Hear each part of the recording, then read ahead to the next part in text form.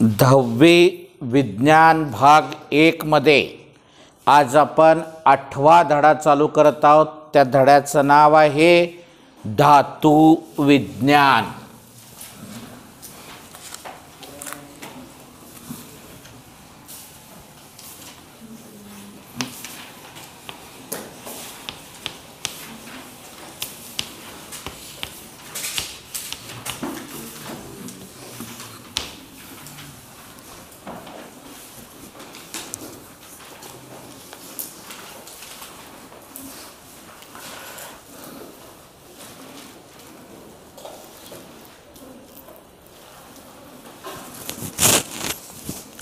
बघा इकडं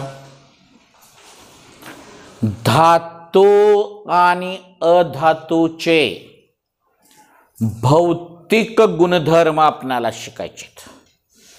थोडंसं धड्यामध्ये सुरुवातीला काय माहिती दिलंय आपण बघूया। आपले पृथ्वी अंदाजे 4.5 अब्ज वर्षापूर्वी निर्माण झाली। निर्मितीपासून आजपर्यंत सतत विविध जडणघडण प्रक्रिया पृथ्वीच्या गर्भात आणि सभोवती होतच आहेत। त्यांचाच परिणाम म्हणजे विविध खनिजांची, द्रवांची आणि वायूंची उत्पत्ती। जेव्हा आपणास अनेक गोष्टींचा अभ्यास एकत्रितपणे अथवा एकाच वेळी करावायचा असतो तेव्हा आपण कोणत्या पद्धतीचा वापर करतो? आपल्या सभोवताली असणारे अनेक पदार्थ हे कोणत्या ना कोणत्या मूलद्रव्याच्या रूपात असतात किंवा त्यांच्या संयोगाने तयार झालेले असतात। मूलद्रव्यांचे वर्गीकरण प्रारंभीच्या काळात त्यांच्या रासायनिक आणि भौतिक गुणधर्मानुसार धातू, अधातू आणि धातू सदृश, पहिल्या धड्यात आपण थोडीफार माहिती बघितलेली आहे।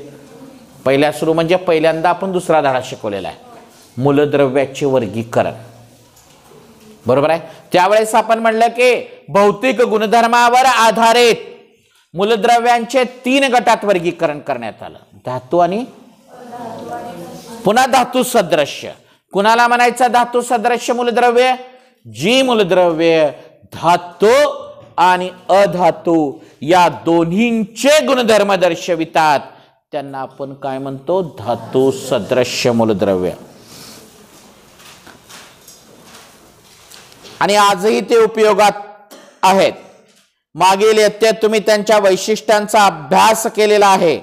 या पाठामध्ये त्यांच्याबद्दल आपण अधिक माहिती मिळवणार आहोत। म्हणजे मागील इयत्तामध्ये हे सगळ्या गोष्टीचा अभ्यास झालेला आहे। सांगा पाहू म्हणून त्यांनी धातू आणि अधातूंचे भौतिक गुणधर्म कोणकोणते आहेत म्हणलंय आणि त्याच्या खाली पॉइंट दिलेला आहे, इकडे ऐका।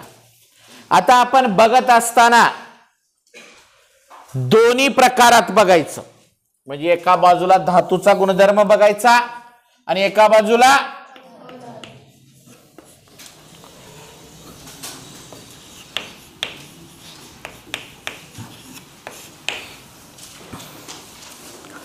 सर्व धातू हे स्थायू अवस्थेत आढळतात। कोण्या अवस्थेत? मी उग शॉर्ट मध्ये लिहिणार आणि इथं अपवाद आहे।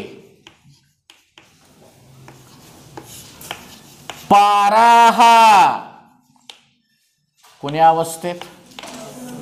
द्रव अवस्थेत। एक वेगळा शब्द ओळखा म्हणून तुम्हाला 4 धातूचे नाव दिलंय आणि त्याच्यामध्ये पारा आहे, तर वेगळा शब्द कोणता? पारा। कारण बाकीचे 3 धातू हे स्थायू अवस्थेत आढळतात आणि पारा हा द्रव अवस्थेत। त्याच्यासाठी हे कंसातलं गरज पडते आपल्याला। सर्व धातू हे स्थायू अवस्थेत आढळतात, कंसात अपवाद आहे, पारा हा द्रव अवस्थेत आढळतो।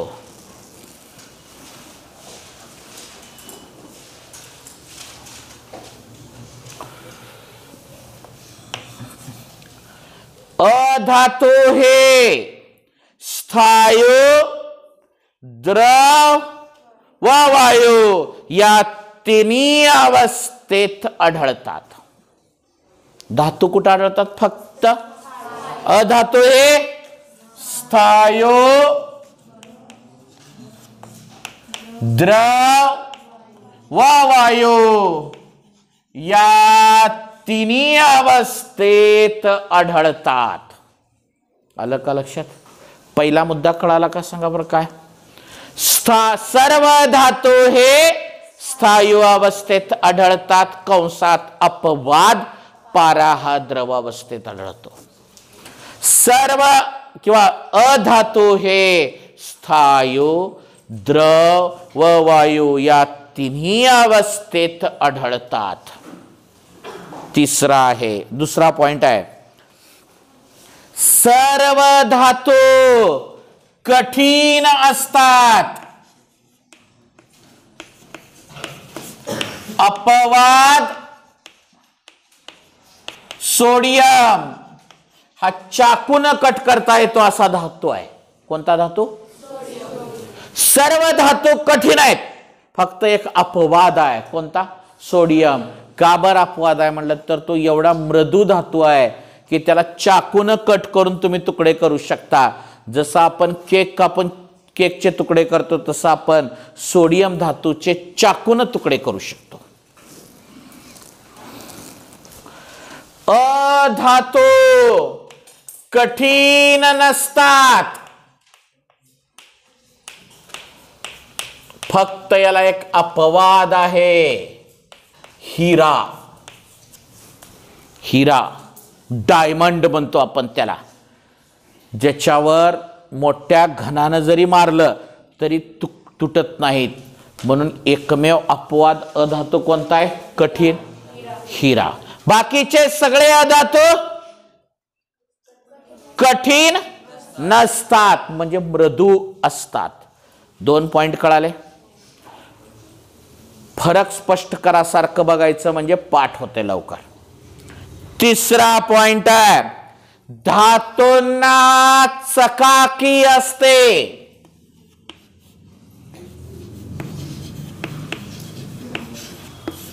काय?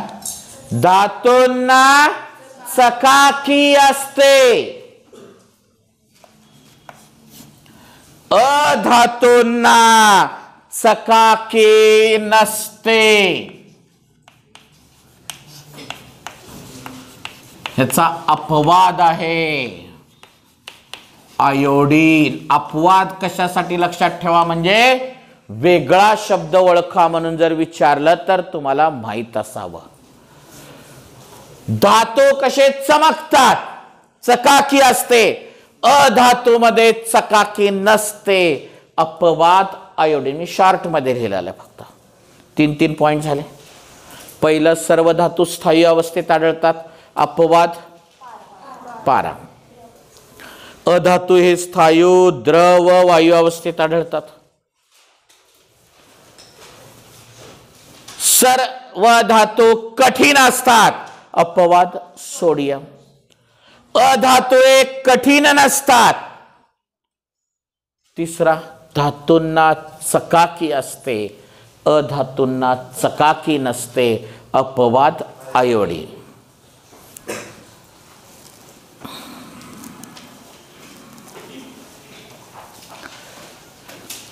धातूमध्ये वर्धनीयता हा गुणधर्म असतो.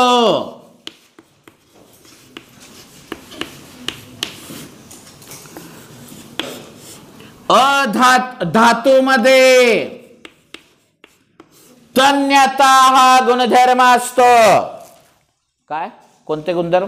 वर्धनीयता म्हणजे ठोकून पातळ पत्रा तयार करणे. लोखंडाचा पत्रा असतो का नाही, सोन्याचा पत्रा असतो, चांदीचा पत्रा असतो, हे सगळे धातू आहेत. म्हणून यांच्यामध्ये कोणता? ज्याला ठोकून पातळ पत्रा तयार करता येतो त्या गुणधर्माला का म्हणतात? ज्याला ठोकून तार तयार करता येते त्याला तन्यता गुणधर्म म्हणायचं. वर्धनीयता म्हणजे पातळ पत्रा तयार करण्याच्या गुणधर्माला म्हणा. तन्यता म्हणजे तार.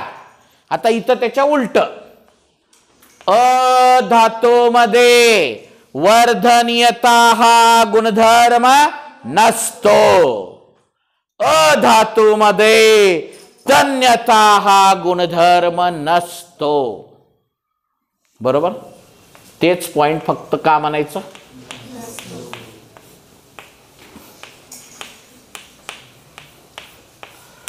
काय सांगा? चौथा आणि पाचवा सांगा. धातूमध्ये वर्धनीयता हा गुणधर्म असतो, फक्त त्याला नसतो म्हणा. अधातूमध्ये वर्धनीयता गुणधर्म नसतो. धातूमध्ये तन्यता हा गुणधर्म असतो. अधातूमध्ये तन्यता हा गुणधर्म नसतो. आलं का लक्षात? धातू हे उष्णता व विद्युत सुवाहक असतात.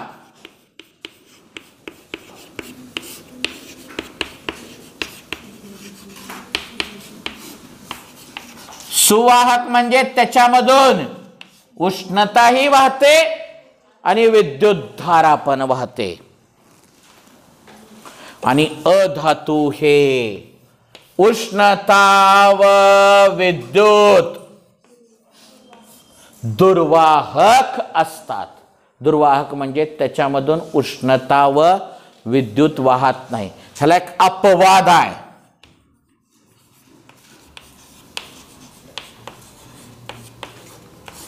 कोणता? 6 झाले पॉइंट. वर्धनीयता गुणधर्म असतो नसतो. तन्यता गुणधर्म असतो. धातू हे उष्णता व विद्युत सुवाहक असतात. धातू हे उष्णता व विद्युत दुर्वाहक असतात. सुवाहक नसतात म्हणायचं नाही, दुर्वाहक असतात म्हणायचं. अपवाद ग्रॅफाइट. धातूचा द्रवणांक व उत्कलनांक उच्च असतो.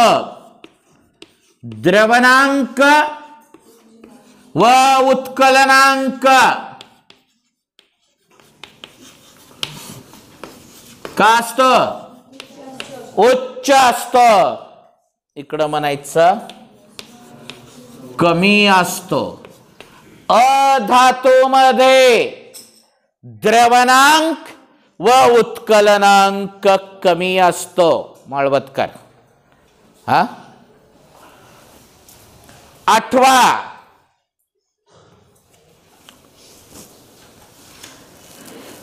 धातूवर आघात केला असता ध्वनी निर्माण होतो, याला नादमयता गुणधर्म म्हणतात. आणि अधातूमध्ये नादमयता गुणधर्म नसतो.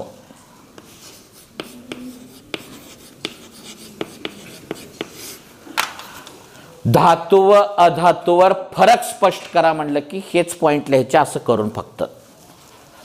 आलं का लक्षात? आता मला मुद्दाम त्याच्यासाठी मी तुलनात्मक शिकवलेला आहे, लक्षात राहायला सोपं जात आहे. आता मला सांगा, धातूवर आघात केला असता ध्वनी निर्माण होतो, याला नादमयता गुणधर्म असे म्हणतात. शाळेत घंटी बघितला? ती धातूची असते. लोखंडाची असेल, पितळची असेल, कशाची करायना पण काय असते? धातूची. बरोबर आहे? सिमेंटच्या लाईटच्या खांबावर दगडानं मारून बघा, आवाज येते का? येत नाही. लोखंडाचा खांब आहे त्याच्यावर दगडानं मारून बघा, आवाज येतो का नाही? त्याला कोणता गुणधर्म म्हणायचं? अधातूमध्ये नादमयता हा गुणधर्म नसतो. मी तिकडला एक आणि इकडला एक सांगलेलो पॉइंट, आता नीट ऐका, बोर्डावर बघा म्हणजे तुमच्या लक्षात येईल. सर्व धातू हे स्थायू अवस्थेत आढळतात. कंसात अपवाद पारा हा द्रव अवस्थेत आढळतो. अधातू हे स्थायू, द्रव व वायू या तिन्ही अवस्थेत आढळतात. दुसरा पॉइंट, धातू हे कठीण असतात. अपवाद सोडियम. अधातू हे कठीण नसतात. अपवाद हिरा म्हणजे हिरा कठीण आहे.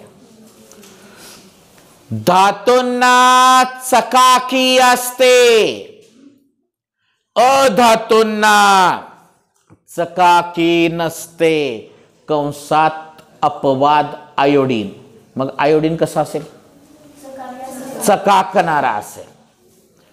धातूमध्ये वर्धनीयता हा गुणधर्म असतो. वर्धनीयता कोणाला म्हणायचं? ठोकून पातळ पत्रा तयार करणे. अधातूमध्ये वर्धनीयता हा गुणधर्म नसतो. धातूमध्ये तन्यता हा गुणधर्म असतो. तन्यता म्हणजे ठोकून बारीक तार तयार करणे. अधातूमध्ये तन्यता हा गुणधर्म नसतो. धातू हे उष्णता व विद्युत सुवाहक असतात. अधातू हे उष्णता व विद्युत दुर्वाहक असतात. अपवाद ग्रॅफाइट म्हणजे ग्रॅफाइट कसा आहे? सुवाहक आहे. धातूंचा द्रवणांक व उत्कलनांक उच्च असतो. अधातूचा द्रवणांक व उत्कलनांक कमी असतो. धातूवर आघात केला असता ध्वनी निर्माण होतो. या गुणधर्माला नादमयता असे म्हणतात. तिकडं उगाच छोटं वाक्य. अधातूमध्ये नादमयता हा गुणधर्म नसतो. कळालं का? आता तुम्ही असं दोन भाग करायचे नाहीत. एक आधी धातूचं लिहायचं, अधातूचं लिहायचं, लगेच मी खाली सांगणार. फरक स्पष्ट करा म्हणजे तुम्ही मनानं असा दोन भाग करून पुन्हा अजून एकदा लिहायचं. कळालं? लिहा. का टाकला हेडिंग? धातूंचे भौतिक गुणधर्म म्हणून टाका. आधी धातूचे लिहू एका लाईनला. धातूंचे भौतिक गुणधर्म.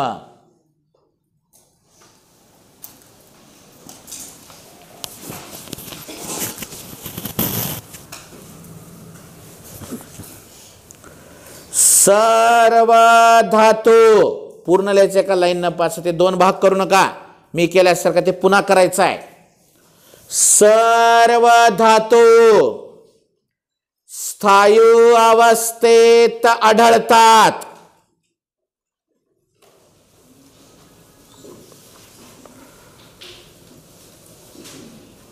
कंसात अपवाद पारा हा द्रव अवस्थेत आढळतो.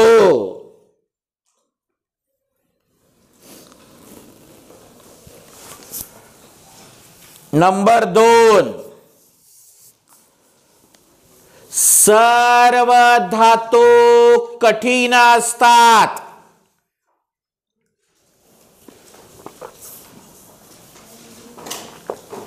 कंसात अपवाद सोडियम.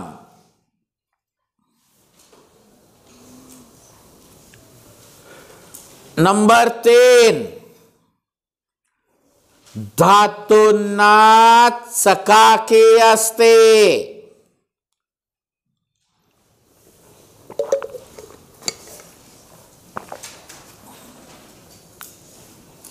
नंबर 4, धातूमध्ये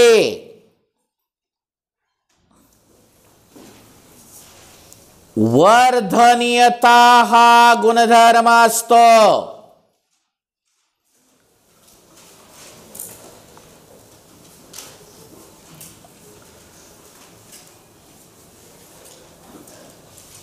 नंबर 5, धातूमध्ये तन्यता हा गुणधर्म असतो.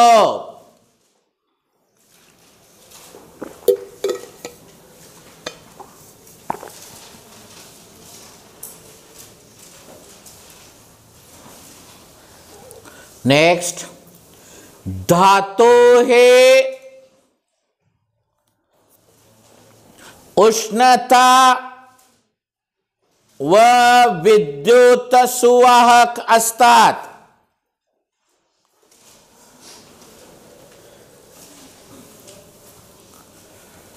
सातवा पॉइंट, धातूचा द्रवणांक व उत्कलनांक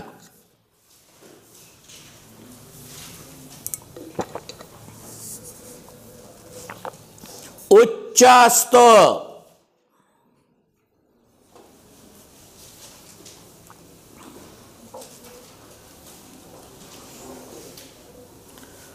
आठवा पॉइंट, धातूवर आघात केला असता, धातूवर आघात केला असता ध्वनी निर्माण होतो.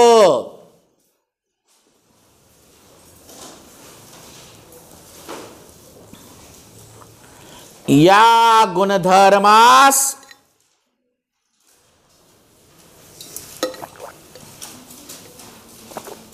नादमयता, बोर्डावर लिहिलेला आहे बघा, अंडरलाईन करा त्या शब्दाला, असे म्हणतात. एक दोन ओळी जागा सोडा आणि हेडिंग टाका खाली. अधातूंचे भौतिक गुणधर्म, अधातूंचे भौतिक गुणधर्म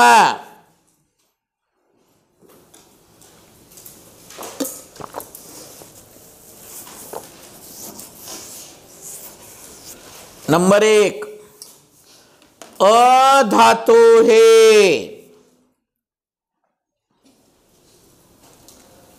स्थायू द्रव व वायू अवस्थेत आढळतात.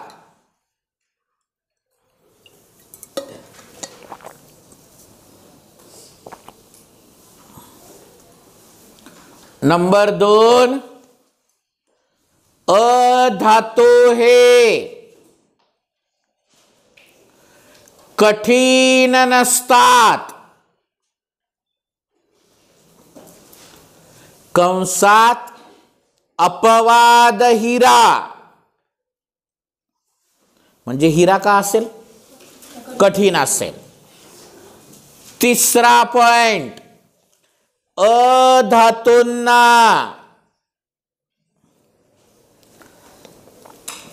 चकाकी नसते. कंसात अपवाद आयोडीन.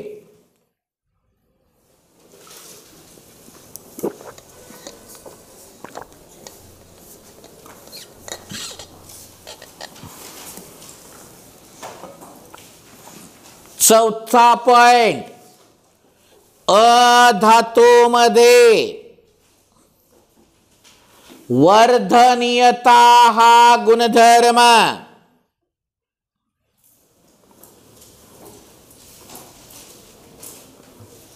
नसतो.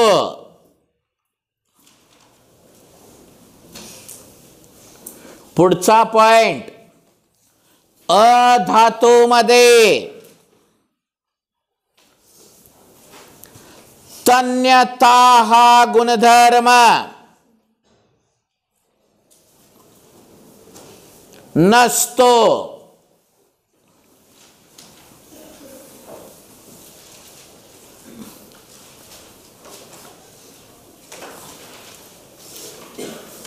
पुढचा पॉइंट, अधातू हे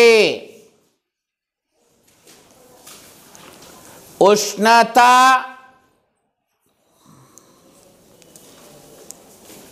व विद्युत दुर्वाहक असतात.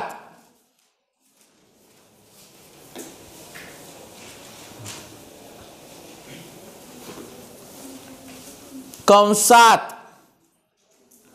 अपवाद ग्रॅफाइट, म्हणजे ग्रॅफाइट कसा असेल, सुवाहक. अपवाद ग्रॅफाइट,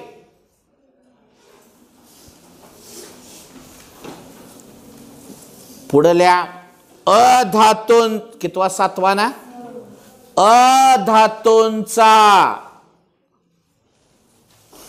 द्रवणांक व उत्कलनांक कमी असतो.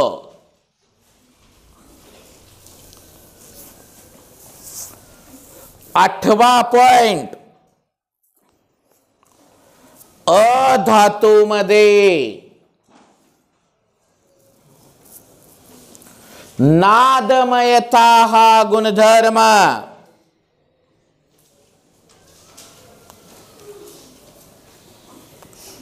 नसतो.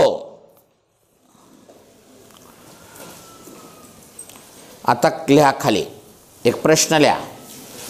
धातू व अधातू मध्ये फरक स्पष्ट करा.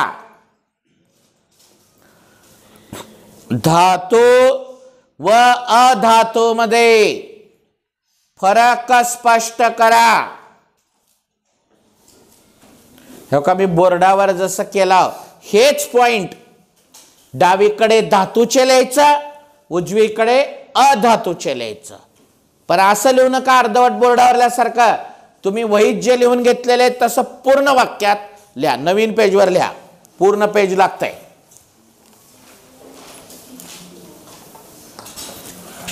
लिहा बरं.